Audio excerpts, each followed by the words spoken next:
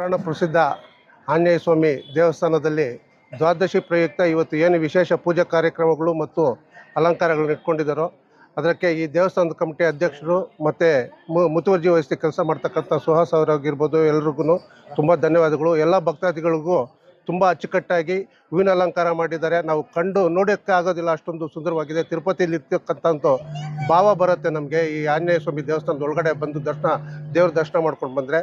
ಮತ್ತಾಗಿ ಎಲ್ರಿಗೂ ಸಾಲಾಗಿ ನಿಂತಿರ್ತಕ್ಕಂಥ ಭಕ್ತಾದಿಗಳಿಗೂ ಯಾವುದೇ ತೊಂದರೆ ಆಗದಿರ ಅಚ್ಚುಕಟ್ಟಾಗಿ ಕಾರ್ಯನಿರ್ವಹಿಸಿದ್ದಾರೆ. ಎಲ್ಲ ಕೂಡ ದೇವಸ್ಥಾನದ ಕಮಿಟಿಯವರು ಎಲ್ಲರೂ ಕೂಡ ಸ್ವಯಂ ಸೇವಕರಾಗಿರ್ಬೋದು, ಕಮಿಟಿಯವರು ಆಗಿರ್ಬೋದು, ಅವರೆಲ್ಲ ಕೂಡ ಉತ್ಪೂರ್ವವಾದಂಥ ಒಂದು ಕೆಲಸವನ್ನು ಮಾಡಿದ್ದಾರೆ. ಪ್ರಸಾದ ವಿನಿಯೋಗ ಆಗಿರ್ಬೋದು, ಕ್ಯೂಲ್ ಬಂದು ಎಲ್ಲ ಭಕ್ತಾದಿಗಳು ಶ್ರದ್ಧಾ ಭಕ್ತಿಯಿಂದ ಸೇವಾ ಮನೋಭಾವದಿಂದ ಎಲ್ಲರೂ ತೊಡಗಿಸಿ ಈ ಸಾಮೂಹಿಕ ಸ್ವಾಮಿ ಕೈಕಾರ್ಯದಲ್ಲಿ ತೊಡ್ಕೊಂಡಿರೋ ಎಲ್ರಿಗೂ ಧನ್ಯವಾದಗಳು. ಇದೇ ರೀತಿ ಮುಂದುವರೆದು ಪ್ರತಿ ವರ್ಷ ಕೂಡ ಈ ಸ್ವಾಮಿ ಕೈಕಾರ್ಯಗಳನ್ನು ಕೂಡ ಎಲ್ಲ ಸೇವಾಕರ್ತರು ಮತ್ತು ಭಕ್ತಾದಿಗಳು ನಡೆಸ್ಕೊಂಡು ಬರ್ಬೇಕಂತ ಹೇಳ್ಬಿಟ್ಟು ವಿನಂತಿ ಮಾಡ್ಕೊಳ್ತೀವಿ. ತುಂಬ ಚೆನ್ನಾಗಿದೆ.